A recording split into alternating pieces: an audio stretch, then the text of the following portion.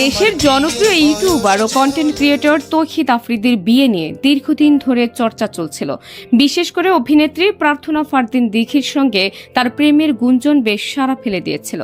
তবে সব জল্পনা কল্পনার অবসান ঘটিয়ে তৌহিদ আফ্রিদি সম্প্রতি অন্য একজনকে বিয়ে করেছেন। এই খবরে তার ভক্তদের মধ্যে ব্যাপক আলোড়ন সৃষ্টি করে।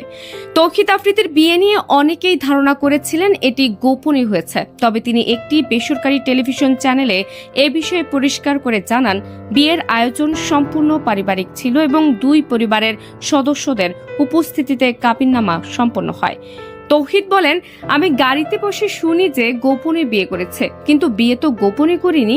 বিয়ের ছবি আপলোড দেওয়ার আগেই তা ভাইরাল হয়ে গেছে। আমি ভেবেছিলাম বাসায় গিয়ে সবার সঙ্গে শেয়ার করব, কিন্তু তার আগেই সব জানাজানি হয়ে যায়। তৌহিদের সঙ্গে তার স্ত্রী রামিসা আল রিসা, যিনি যমজ বোন রাইসা আল রোজার সাথে দেখতে প্রায় একই রকম। এই কারণেই অনেকের মধ্যে বিভ্রান্তি দেখা দেয়। অনেকে ভুল করে শালিকাকে তার স্ত্রী বলে ধরে নেয়। তৌহিদ এই ভুল ধারণা নিয়ে মজা করে বলেন, মানুষ যমজ বোন নিয়ে কনফিউজড হয়ে গেছে। শালিকাকে অনেকে আমার স্ত্রী ভাবছে। বিষয়টি হাস্যকর লাগছে, তবে এটি নিয়ে আমি কোনো রাগ পুষে রাখি না।